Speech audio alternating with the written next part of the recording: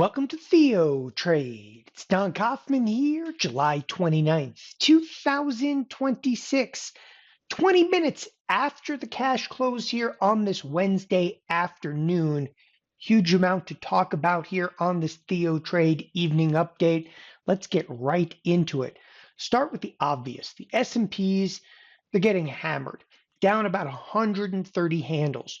Big earnings are out tonight from Microsoft and Meta. They're not really helping the situation, but quite frankly, the sell side activity, that was underway well before any of the earnings announcements came out because, of course, we had an FOMC announcement today. No change in interest rates, but the probabilities right now are absolutely leaning towards a rate hike, which we'll show in just a couple of moments, okay, into the September meeting. So let's jump into it here and kind of examine just a little bit about the S&Ps and where we're presently trading.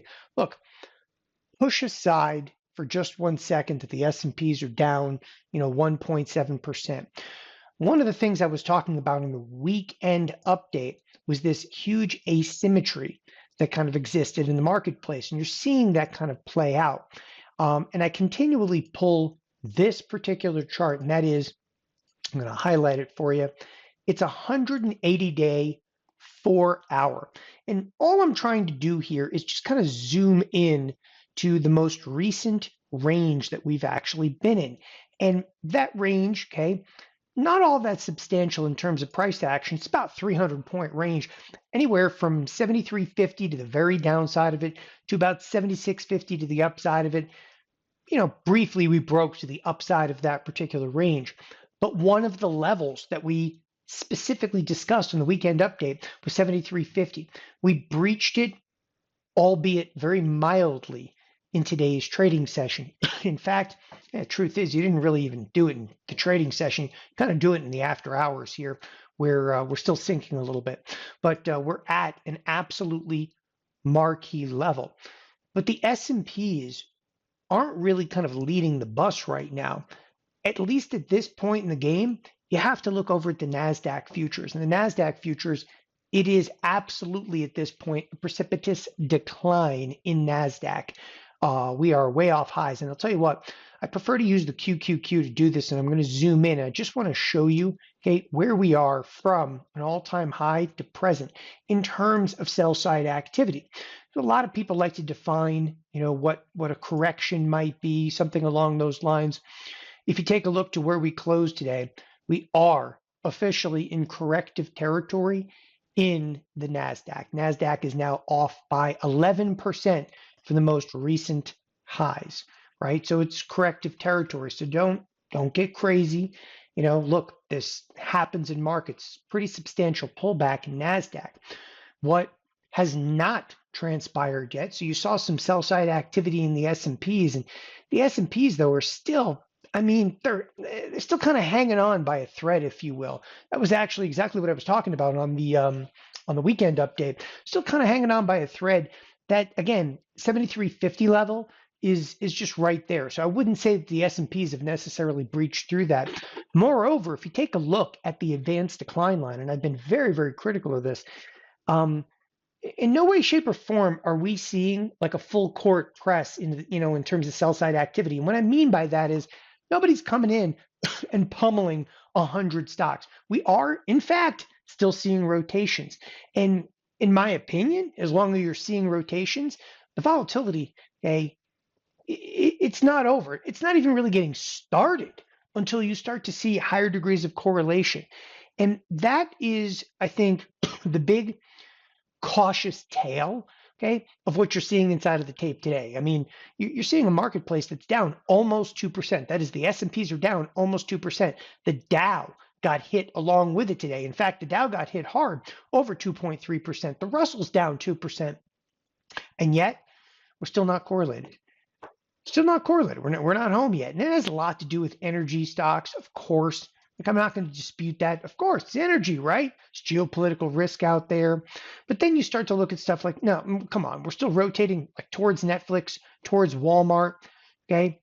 Consumer staples still have a bid. When you're still buying Starbucks, okay, that's a rotation. You still have belief, I want to move past that. Again, huge critical marquee level, right? 73.50. Mark it on your screens. If we do rally, we're probably not going to move any more than 75.11, which again, that's kind of the midpoint of trade over the last couple of months. Okay, push that aside. The sell side activity actually started in overseas markets. This happens to be the South Korean markets. I think everybody's pretty much heard about this now. They hit multiple circuit breakers overnight in terms of some sell side activity. In our US markets, those are down another 5% today. But the sell side activity, again, in the South Korean market is becoming of a significant nature. From their absolute high to where we're presently trading, they are down about 35%. And it does look like, probably maybe overdue for a bounce, but the sell side activity is probably going to persist there. All right, moving along. That was like pre-market. Pre-market, you were already getting weight into the S&Ps because of the South Korean market. Then, of course, okay, the FOMC, okay, came out, and I'm trying to type it in over here. The FOMC actually came out. There's been some knee-jerk reactions to the FOMC, and that was initially when the news came out of no rate hike. It was a mild positive bump to the marketplace. Okay, the marketplace then officially sells back off a little bit, then rips on some commentary. The second Kevin Warsh is basically done, markets go into free for all. I mean, there's not much to read into. And it really, if you looked at this and said like, oh, what's the cause of it? It's probably looking at these September, okay, FOMC, again, rate probabilities, and what has shifted dramatically. Okay, and again, I'm not going to sit here and prognosticate on what Kevin Warsh actually said. What's the point? Just look at the probabilities. We're almost a 60% chance now of a rate hike coming into September.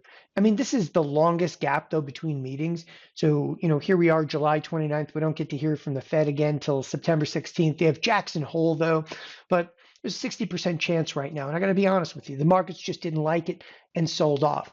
But it's less about what was the catalyst for the sell side activity. It's much more right now, though, about those levels. And to kind of put the nail in the coffin after that, so this big sell side activity, then we hear from Microsoft. Now, Microsoft, it's still kind of a mixed bag of goods. This is Microsoft in the after hours. The earnings only came out, 20 minutes ago. When I say it's a mixed bag of goods, Microsoft closed at 390. It's trading like 397, 398 right now. It's not even up like $8, but it's on a $26 expected move. So with all due respect, it's moved absolutely nowhere.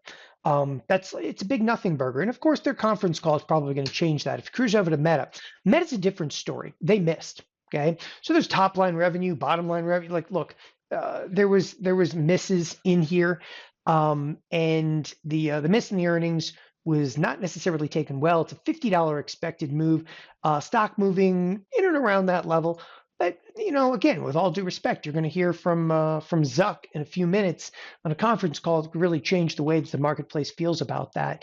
And what's got control of the futures right now, of course, is some of these earnings announcements. But I think that you're going to be pleasantly surprised to see, okay, in the morning that worst case scenario, okay, I think we catch the lower edge of the SPX expected move. I mean, that's, again, you do have a level to latch onto to the downside. If we bounce, great. If the South Korean markets bounce, it's probably going to bounce the S&Ps a little bit.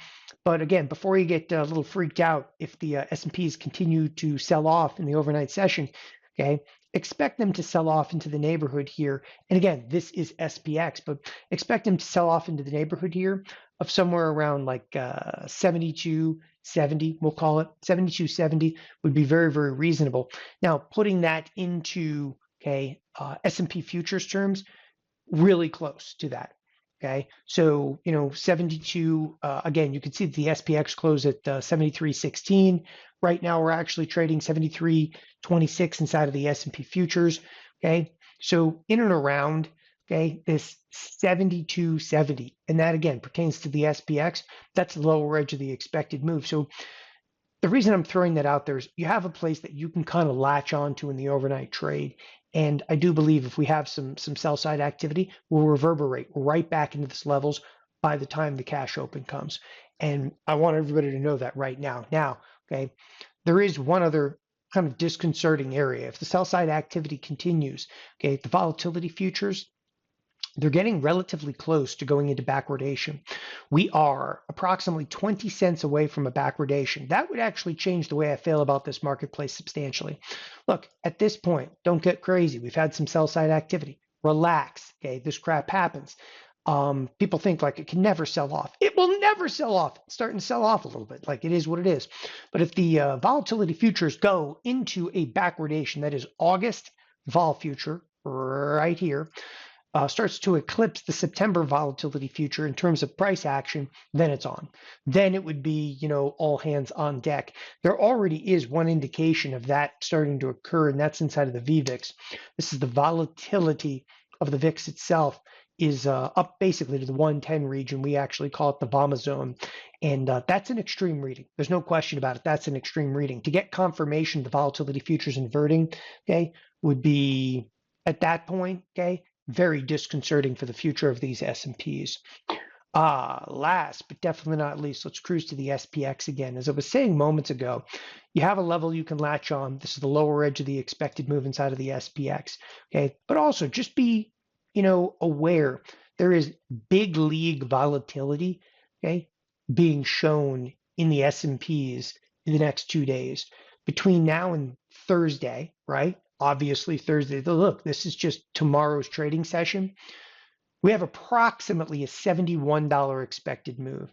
Between now and Friday, there's over a $105 expected move. So that's it, people. Look, you're in it now. Now we're getting some volatility thrown around. You had to expect that this week was, maybe going to be a little bit of Mr. Toad's wild ride, some big earnings. And the big earnings, they're not done. Like big earnings are not done. No, we still have to hear from the likes of Apple, which is literally sitting at all-time highs. You got to hear the likes of Amazon, okay? And you're looking at these companies hoping they'll save everything, okay? But the reality is, I think we already opened up Pandora's box, some volatility here. We're going to be in this for a while. Thanks, everybody, for joining us here at TheoTrade. Have a wonderful evening. Bye-bye.